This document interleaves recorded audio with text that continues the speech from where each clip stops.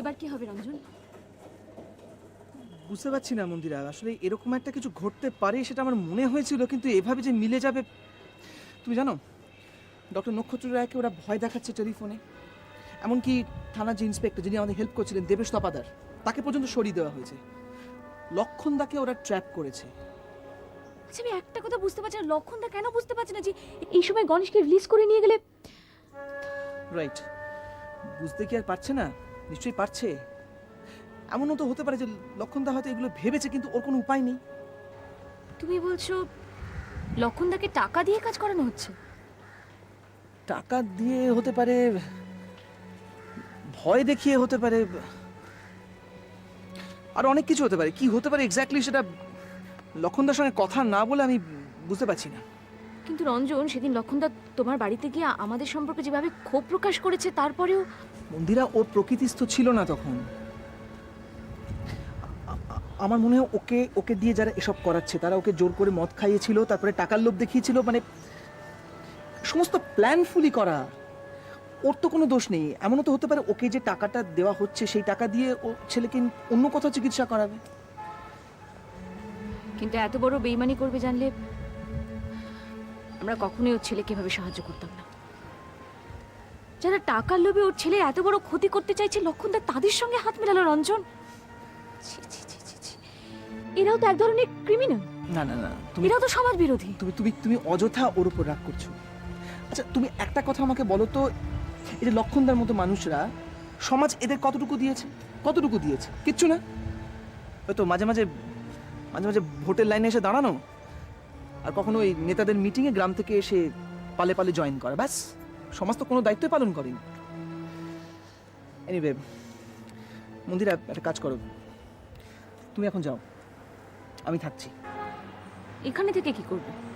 তুমি তুমি ডক্টর নক্ষত্র রায়ের কথা শুনে বুঝতে পারলে না যে লক্ষণদা আজকে ওর ছেলেকে রিলিজ করে নিয়ে যাওয়ার জন্য এখানে আসবেই। আমাদের থাকতে হবে, অন্তত আমাকে তো হবেই। আমি যেভাবে হোক লক্ষণদাকে বোঝাবো যাতে করে এত বড় বোকামিটা না করে। ও তোমার কথা কি বুঝতে চাইবে নাকি এখন? যাদের খপ্পরে পড়েছে তাদের হাত থেকে কি এত লক্ষণদা আসছে রঞ্জন। মন্দিরা, মন্দিরা যেভাবে হোক ওকে আটকাতে হবে, ওকে বোঝাতেই হবে যে ও মারাত্মক ভুল করতে যাচ্ছে। এসো লক্ষণদা, লক্ষণদা প্লিজ। কেন বারে বারে বিরক্ত করছেন বলেন দাদাবাবু? আমার এখন শোনার সময় না। লক্ষণদা শোনো আমার কথা, তুমি যে কাজটা করতে যাচ্ছ সেটা কিন্তু তোমার ছেলে সর্বনাশ হয়ে যাবে। আরে কেন বারে বারে বিরক্ত করছেন আপনারা? আমার ছেলে মরুক বাঁচুক তাতে আপনাদের কি? আমার ছেলেরে নিয়ে আপনাদের মাথা ব্যথার কি আছে বাবু? তার কারণ একদিন তুমি তোমার ছেলের জন্য আমাদের কাছে ছুটে এসেছিলে, আর সেদিন তোমার ছেলে ফিরে আসার পর আমরা যদি ডক্টর রায়ের কাছে ওকে না নিয়ে যেতাম, তাহলে এতদিনে তোমার ছেলে বেঁচে থাকতো না। সেটা হলেই ভালো হতো দিদিমণি, সেটা হলেই ভালো হতো। আমিও শান্তি পেতাম। 2-4 দিন গলা চেনি কাঁদতাম, তারপরে আস্তে আস্তে ওর শোক ভুলি যেতাম। একটা করি সব সন্তান তো চলে গেল, বাবু এই তো বেঁচে আছি এখনো। ওর শোকও আস্তে আস্তে ভুলে যেতাম। আর কি হয়তো বলেন তিনি?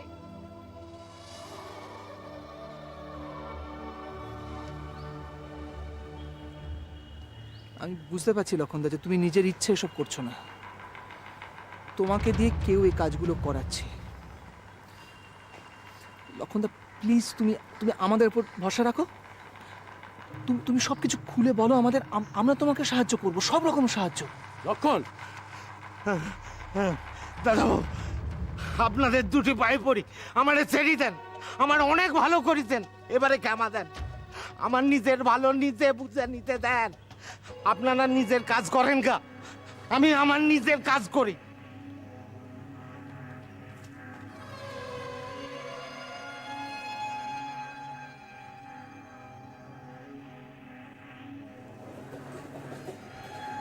রঞ্জন, রঞ্জন, এরপরেও তুমি ওই লোকটার হয়ে কথা বলবে? এরপরেও তুমি বলবে? থাক মন্দিরা, লক্ষণদার কথা নিয়ে আর আমাদের ভাবার দরকার নেই। বরং আমাদের অন্য কতগুলো জরুরি কাজ এক্ষুনি সেরে ফেলা দরকার। অনেক অনেক বেশি ইম্পর্টেন্ট কাজ মন্দিরা। মন্দিরা, এক্ষুনি আমাদের প্রেরণার হোমের সমস্ত বাচ্চাদের ইমিডিয়েটলি ওই গড়িয়ার বাড়িতে শিফট করতে হবে। ওই গণেশ মান্নার মতো আর একটা ছেলেরও যদি ওই রকম অবস্থা হয়, তাহলে কিন্তু আমরা নিজেরা কোনোদিন আর নিজেদের ক্ষমা করতে পারবো না।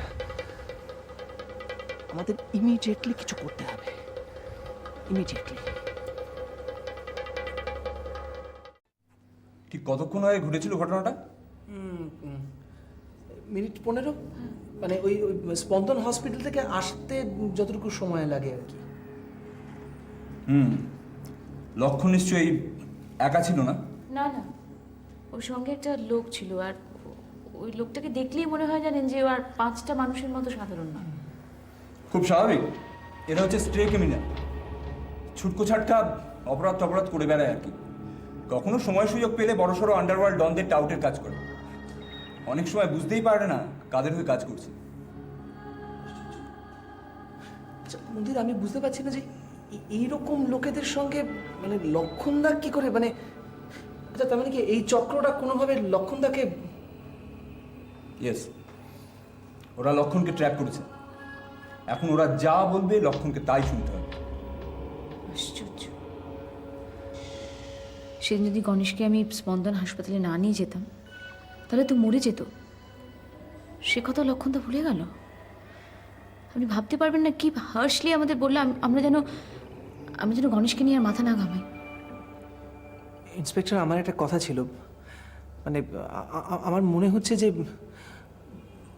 লক্ষণদা এখনো ওর ছেলেকে ছাড়িয়ে নিয়ে যেতে পারেনি। আমরা যদি হসপিটালে যাই, মানে আপনি যদি যান, তাহলে কিন্তু ওকে ধরা যেতে পারে, আর ওকে চাপ দিলে কিন্তু সত্যি কথাটা বেরিয়ে আসতে পারে। আমি জানি রঞ্জনবাবু, এতদিন পুলিশে কাজ করছি, কার কাছ থেকে কথা কিভাবে আদায় করতে হয় তা আমার জানা আছে। বাট আই এম হেল্পলেস, আমি কিছু করতে পারছি না। এখন আমার থানা থেকে বেরোনোর হুকুম নেই। আসলে ওসি সাহেব নেই, উনি বলে গেছেন উনি যতক্ষণ না ফেরেন আমি যেন অফিসে থাকি। কিন্তু স্যার, মানে একটা কথা আমি খুব শিওর করে বলতে পারি যে লোকগুলো কারা, এটা যদি ধরতে হয় তাহলে লক্ষণকে ফলো করতেই হবে, তাহলে কিন্তু লোকগুলোকে ধরা যাবে।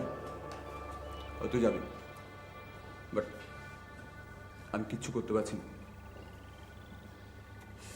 Yes, my hands R tight. এখন কেসটা ওসি নিজের হাতে রেখেছেন। ও, তাহলে তো আমাদের কি, তাহলে আমরা যাই নাকি?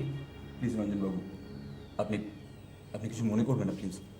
ওরা ঘটনাটা ধামাচাপা দেওয়ার জন্য খুঁটি কিন্তু সাজিয়ে ফেলেছে। এখন আর আমি আপনি কিচ্ছু করতে পারবো না, বরঞ্চ অন্য কাজটা আপনারা তাড়াতাড়ি শুরু করে দিন। অন্য কাজ মানে কি কাজের কথা বলছেন? বাচ্চাদের ওখান থেকে তাড়াতাড়ি সরিয়ে ফেলার কাজটা, যাতে ওরা অন্য কাউকে আর... হ্যাঁ, আমরা আমরা এই কাজটা যত তাড়াতাড়ি সম্ভব করে ফেলার চেষ্টা করছি ইন্সপেক্টর। কিন্তু একটা কথা আপনি ভুলে যাচ্ছেন, এখানেও তো অভিজিৎ আমাদের বাধা দিতে পারে। আপনার সাহায্য না পেলে আমরা কি করে?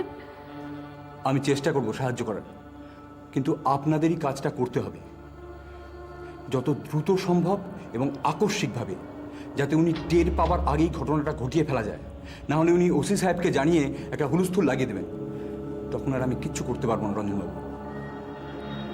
একজন গণেশ মান্নাকে চেষ্টা করেও বাঁচাতে পারেননি বলে আপনাদের আফসোস হওয়াটা স্বাভাবিক, কিন্তু কিন্তু অনেকগুলো ছেলেকে যদি ওই নরক থেকে উদ্ধার করতে পারেন, সেটা একটা বড় কাজ হবে, তাই না?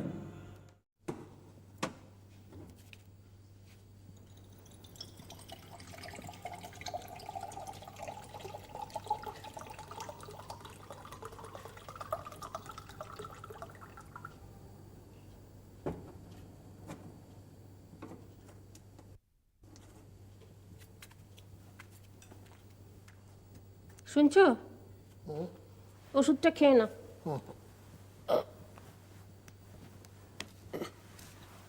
আনো।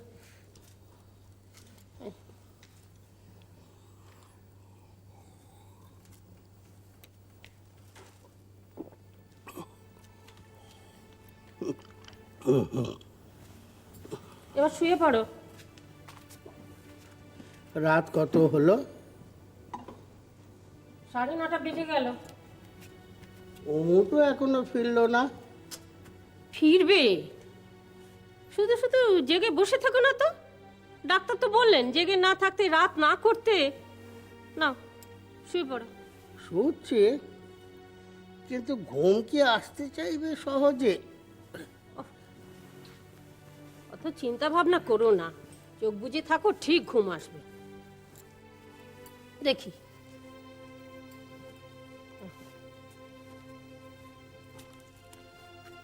মা, বাবাকে ওষুধগুলো ঠিক করে খাইয়ে দিয়েছিল তো? অমু, তুই এসেছিস? আরে এই, এত রাত হলো কেন তোর? এই দেখো, তুমি আবার উঠছো কেন? শুয়ে থাকো না। আর ছেলেটার সঙ্গে একটু কথা বলতে দাও। সেই তো সকালবেলা বেরিয়ে যায়, ফেরে এত রাতে। সারাদিন তো কথা বলার সুযোগই হয় না। তো কালকে সকালেই তো বললে পারতে। কাল সকালেও তো আবার সেই তাড়াতাড়ি করে বেরিয়ে চলে যাবে। ঠিক আছে, বলো বলো কি বলবে, আমি শুনছি, বলো। আরে বাবা, হ্যাঁ বলো। এত রাত পর্যন্ত কোথায় ছিলি? কোথায় ছিলাম মানে, একটা দরকারি কাজ ছিল বাবা। মিছে কথা বলে আমাকে ভোলাতে চাইছিস না? আচ্ছা, কি আশ্চর্য, ও তোমাকে শুধু শুধু মিছে কথা বলতে যাবে কেন? তুমি যতই চাপা দেওয়ার চেষ্টা করো না কেন, আমি ঠিক জানি। আরে, তুই এত রাত পর্যন্ত টিউশনি করছিলি? টিউশনি? না, মানে একটা পার্ট টাইম চাকরি নিয়েছি, খুব হালকা কাজ। তুমি তো জানো ব্যাংকে আর সারাদিনে কি এমন কাজ করতে হয়। আমার বুকের ভেতরে এই ছোট্ট যন্ত্রটার জন্য তোর ঘাড়ে আমি একটা বিশাল বোঝা চাপিয়ে দিলাম না রে। তুমি চুপ করো তো, তুমি চুপ করো। নিজের শরীর খারাপ করে আমাদের উপর বোঝা চাপাতে চাও, তাই না? আর নতুন করে কি বিপদ বোঝা চাপাবো? এতগুলো টাকা খরচ হয়ে গেল আমার পেছনে। যা আমার ছিল সবই তো শেষ করে ফেলেছি। কোনোদিন কি ভাবতে পেরেছি এত বড় বিপর্যয় নেমে আসবে ঘাড়ে? বাবা, শোনো না, তুমি তুমি এসব নিয়ে কেন এত ভাবছো বলো তো? দেখো, আমার বয়স আছে, আমার চাকরি করার ক্ষমতা আছে, শক্তি আছে। আমি 2 বছরের মধ্যে সমস্ত দিন শোধ করে ফেলতে পারবো। তুমি এসব নিয়ে একদম ভেবো না। তুমি ঘুম। এই শোন, তুই জামা কাপড় ছেড়ে হাত মুখ ধুয়ে আয়, আমি তোকে খেতে দিচ্ছি।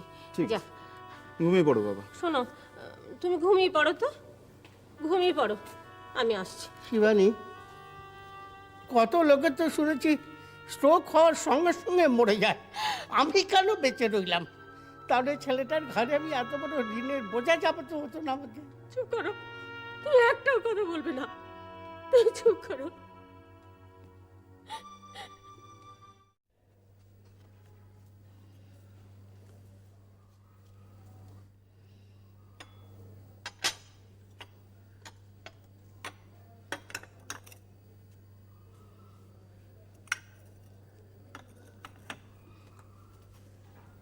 কি হচ্ছে কি শর্মিলা? তোমায় না বলেছি এই অবস্থায় কোনো কাজকর্ম করবে না, রেস্ট নেবে? কথা শুনছো না কেন বলো তো? কি করেছি? এই তো একটু কাজ করছি। না, এখন কোনো কাজ নয়। আরে বাড়িতে তো আমি সবসময় সব কাজ করি। ও বাড়িতে করবে, আমি তখন দেখতেও যাচ্ছি না, বলতেও যাচ্ছি না। এখানে কোনো কাজকর্ম করবে না, দুধটা খেয়ে নাও।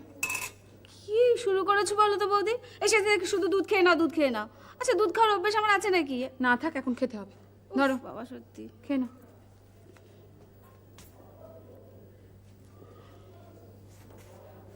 অ্যাবর্শন করে নিলে কিন্তু শরীর অনেক ভেঙে যায়, জানো তো? তখন ঠিকমতো শরীরের যত্ন না নিলে শরীর ঠিক হতে অনেক সময় লেগে যাবে। কি করিয়ে নিলে? অ্যাবর্শন মানে মানে পেট থেকে তোমার ওটাকে টার্মিনেট। বুঝেছি, আর বলতে হবে না। কি হলো, কি খাও? খাবো পরে। না, এখন খেয়ে নাও।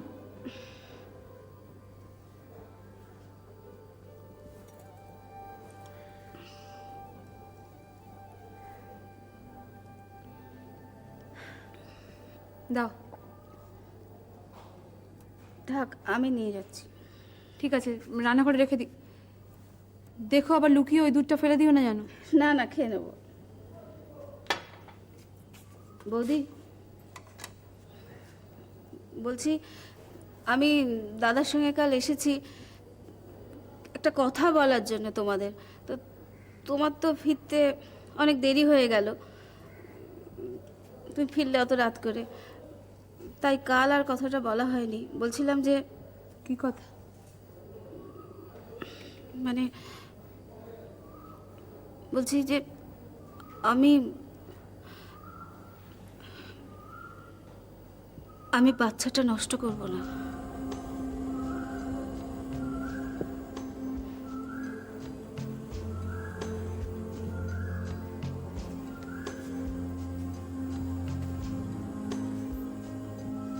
তার মানে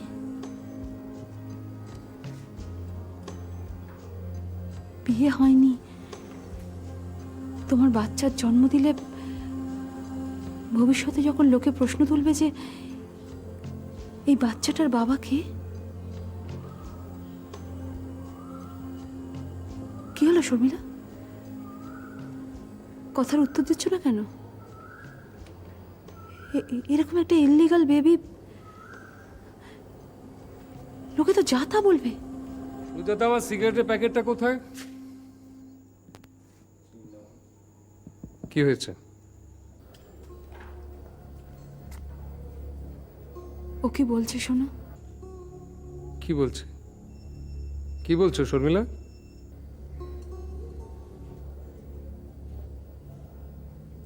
শর্মিলা ওর বেবির জন্ম দিতে চায়। তাই শর্মিলা?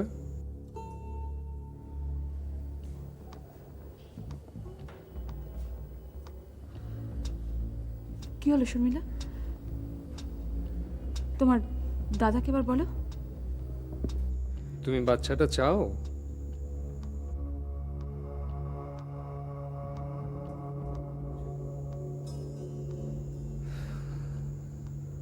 কেন? দুলালকে ভালোবাসো? ভালোবাসলেই বা, বিয়ে তো হয়নি যে। বলো শর্মিলা, তুমি বলো। তুমি তো আমাদের সঙ্গে আলোচনা করতেই এসেছো। তুমি বলো, তুমি ওকে ভালোবাসো, বিয়ে করতে চাও? তাহলে বলো, আমি ওর সঙ্গে কথা বলে ওখানেই তোমাদের বিয়ের ব্যবস্থা করব। কিন্তু তার আগে তো তোমাকে ভালো করে ভেবে নিতে হবে যে তুমি যেটা করতে চাইছো সেটা ঠিক না ভুল। ও আগে আমায় ভালোবাসতে চেয়েছিল, কিন্তু তাতে আমি সায় দিইনি বলে জোর করে আমার উপর শোধ তুলে নিল। এরপরেও তুমি তার বাচ্চার জন্ম দিতে চাইছো? আমায় বলেছিল ও ভালো হয়ে যাবে, আরো খারাপ লাইনে যাবে না, খারাপ কোনো কাজ করবে না। যেদিন শুনেছিল আমার পেটের বাচ্চা এসেছে, সেদিন ও খুব আনন্দ পেয়েছিল। তোমরাই বলো না, একটা খারাপ মানুষ যদি আমার জন্য ভালো হতে চায়, আমি কি তা হতে দেব না? আমি তা হতে দেব না দাদা।